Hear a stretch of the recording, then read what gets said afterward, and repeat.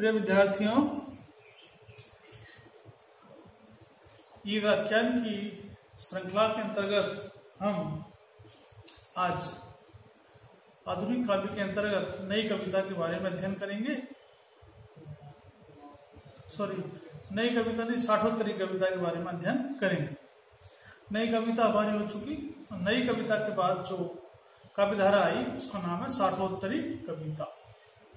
तो मोटे मोटे रूप में नाम से स्पष्ट हो रहा साठोत्तरी कविता। 60 प्लस उत्तर यानी बाद, 60 यानी 1960, यानी हिंदी जगत में सन 1960 के बाद जो कविता लिखी गई उसे हम साठोत्तरी कविता की श्रेणी में रखते हैं। तो मोटे मोटे रूप में साठोत्तरी हिंदी कविता से तात्पर्य हो जाएगा, क्या हो जाएगा, सन 1960 के बाद लिखी गई कविताएं साठोत्तरी कविता कहलाती है। 1960 के दशक के बाद की कविता साठोत्तरी कविता कहलाती है। इससे पहले की जो कविताएं हैं वो नई कविता थी। ठीक, तो नई कविता में कुछ चेंजेस हुए, कुछ परिवर्तन हुए, जिनके बाद 1960 के दशक में एक नई कविता निकल कर आई जिसे हम साठोत्तरी कविता का नाम देते हैं। कुछ लोग इसे कविता काल भी कहते हैं।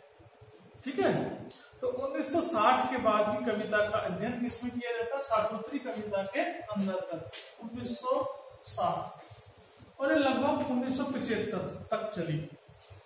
सन 1960 से 1975 तक का जो कालखंड है वो साठोत्तरी कविता में आएगा। 1975 के बाद आज तक के समय को हम समकालीन विमर्श में रख लेंगे। वैसे तो साठोत्तरी भी समकालीन में आता है, मगर पूर्ण रूपेण समकालीन 1975 के बाद हिंदी जगत में प्रारंभ होता है।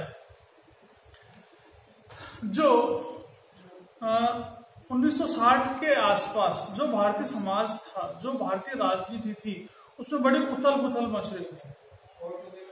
जैसे भारत पाकिस्तान युद्ध हुआ, कच्छ वाला जो प्रकरण था वो हुआ, राजनीति में बहुत नैतिक पतन हो रहा था, बेरोजगारी बढ़ती जा रही थी, महंगाई अपनी चरम सीमा पर जा चुकी थी, समाज का ताना बाना छिन्न भिन्न हो चुका था।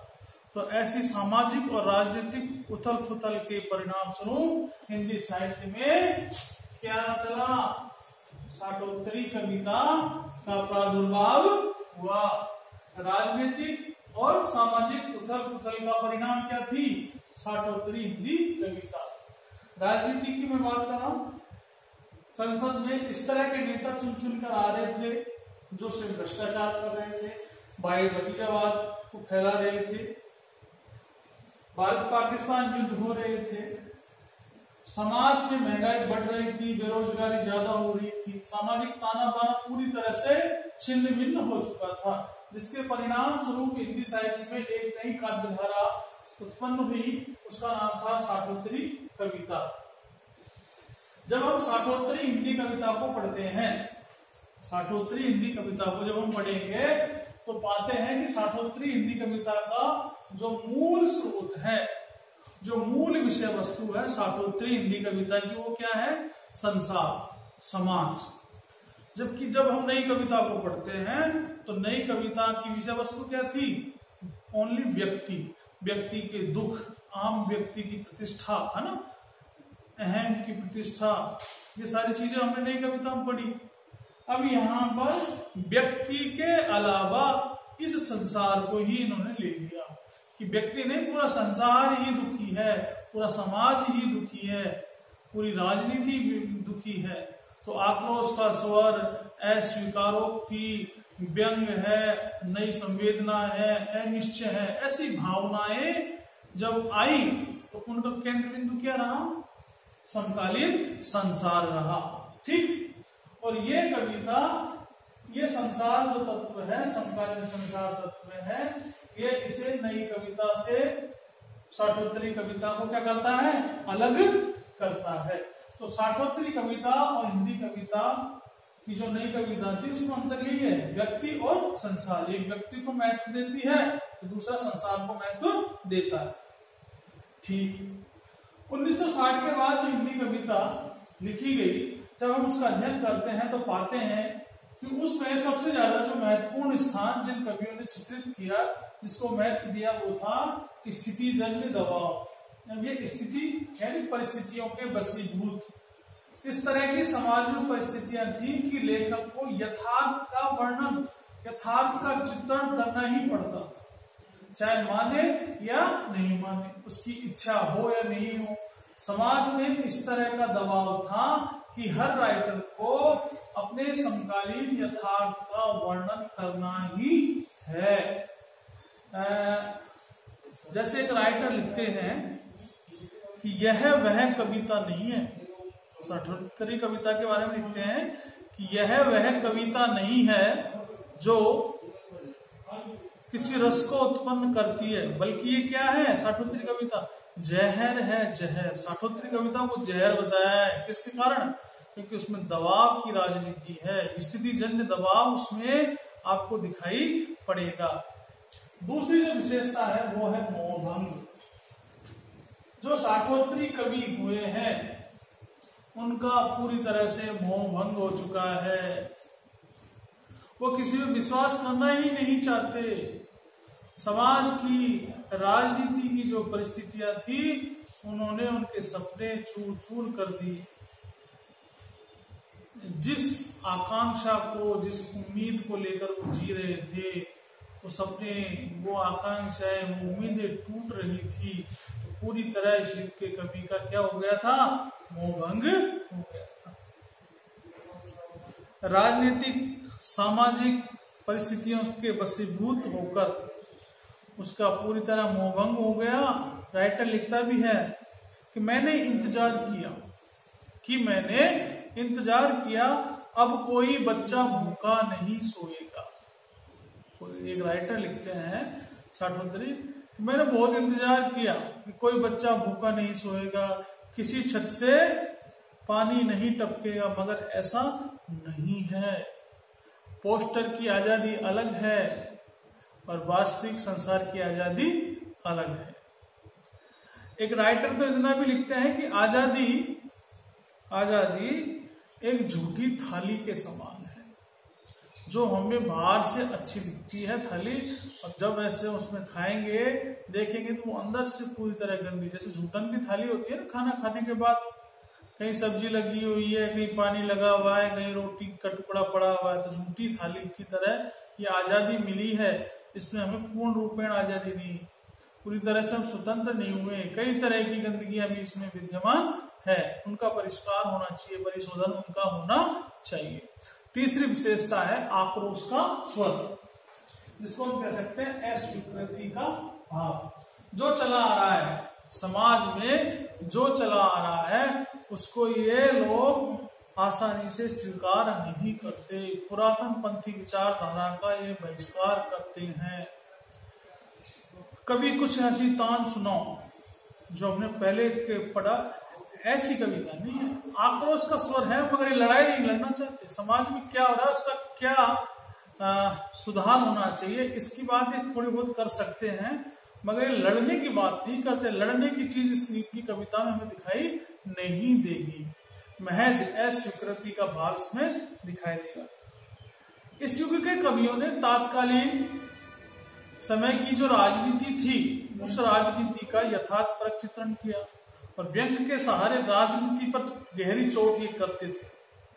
राजनेता चुन चुन के आ रहे थे, पैसे के बल पे आ रहे थे, समाज में वोटों को जो पैसों से खरीद रहे थे, शराब के द्वारा वोट खरीद रहे थे। तो ऐसे समय में जब राजनीतिक ताना बाना पूरी तरह से उथल पुथल हो चुका था, तो साठोत्तरी युग आया। तो साठोत्तरी कविता कहते हैं ना, साहित्य समाज का दर्पण होता है। साहित्यकार हमेशा समाज में जो घटित हो रहा है उसका ही वर्णन करता है। इस युग के कवियों ने ऐसा ही किया। अपने यहाँ धूमिल लिखता है अपनी कविता में कि अपने यहाँ संसद तेल की एक घानी है। संसद को तेल की घानी कहा है, जिसमें आधा तेल और आधा पानी है। कुछ लोग ही उसमें श्रेष्ठ ईमानदार नेता चुनकर पहुंचते हैं, और अधिकतर उससे आधे से ज्यादा भ्रष्टाचार, बेईमान, चोर, डाकू उसमें पहुंचते हैं। तो अपने यहाँ संसद तेल की एक घानी है, जिसमें आधा तेल और आधा पानी है। नेक्स्ट विशेषता जो आती है वो आती है नई संवेदना। परंपरागत जो जीवन मूल्य थे सत्य बोलना चाहिए, ईश्वर की प्रार्थना करनी चाहिए, है ना। जो यथार्थवाद से पहले क्या था, आदर्शवाद।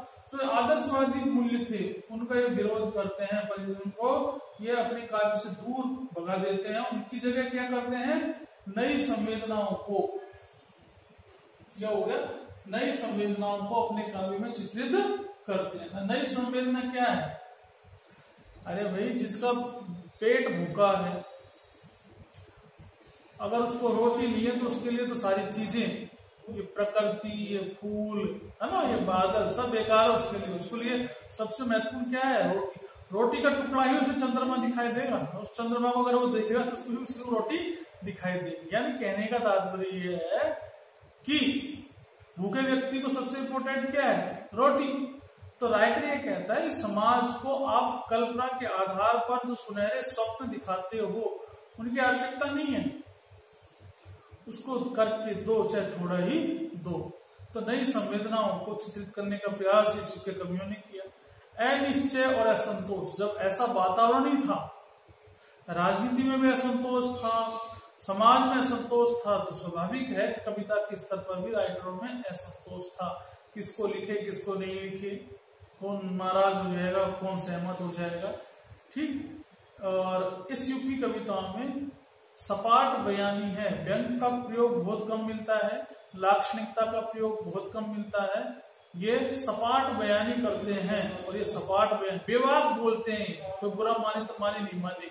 और इस संसार की विडंबना है विद्यार्थियों कि यदि हम चोर को चोर कहेंगे तो वो नाराज हो जाएगा, शराबी को शराबी कहेंगे तो वो नाराज हो जाएगा। गीता में लिखा भी हुआ है कि जो जहां लगा हुआ है ना उसे वहीं प्रोत्साहित करो तो वो आपका मित्र हो जाएगा, यदि आप उसको टोक दिया तो शत्रु हो जाएगा। इस युग के कवियों ने ये किया, ये बेबाक बोल रहे थे, तुम गलत हो, संसद ऐसी है, राजनेता ऐसे हैं, समाज ऐसा है। तो ये सपाट बयानी इन्हें पतन की ओर ले गई। पतन का मतलब विरोध, इनके विरोधी बहुत ज्यादा हो गए, लोग इनका विरोध करने लगे, ठीक है। जैसे लिखते हैं संसद मंदिर है, व्यंग भी करते हैं, मैं बिल्ली की शक्ल में छिपा हुआ चूहा हूं, व्यंग करते हैं। खुद के ऊपर भी, राजनेताओं कि हम बिल्ली की शक्ल में छुपे चूहे, अंदर से चूहे, बाहर से हम बहादुर बनने की कोशिश करते हैं। तो राजनेताओं को गहरी कटाक्ष इस युग की कविता की पहली धार है, वो देख सकते हैं, ठीक। तो ये इस युग की विशेषताएं हमने पढ़ी। अब हम इस युग के कवियों के बारे में पढ़े तो सबसे पहले जो कवि आता है वो आता है धूमिल।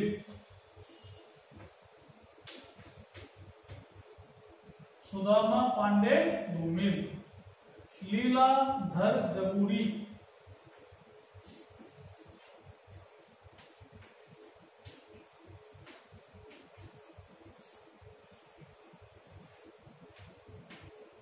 विजय देव नारायण झरी तो हो गया है ना, चंद्रकांत देवताले, विनोद शुक्ल, विनोद शुक्ल,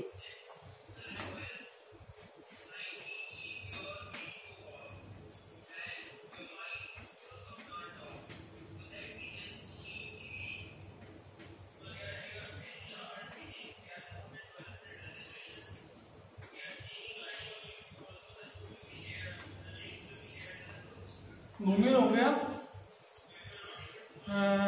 लीलाधर जगूड़ी हो गया, विनोद शुक्ल हो गया, चंद्रकांत देवताले हो गए, श्रीकांत वर्मा, वेणुगोपाल, ज्ञानेन्द्रपति। वेणुगोपाल,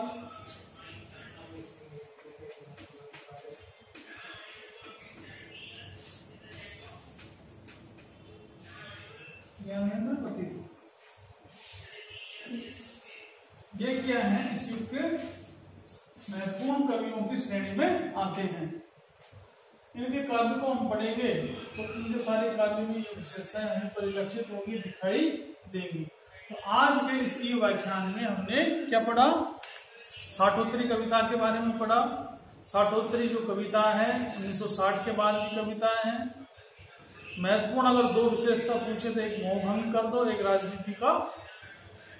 राजनीतिक व्यंग कर दो, ठीक है। वही मुक्तक शैली है, छंदों को मानते नहीं है, सपाट, जैसा इनको मन में अच्छा लगा वैसा इन्होंने लिखा। ठीक है, इस प्रकार आज की इस व्याख्यान में हमने शाठोत्तरी कविता का अध्ययन किया। आशा करता हूं आपको समझ में आएगा। थैंक यू, धन्यवाद।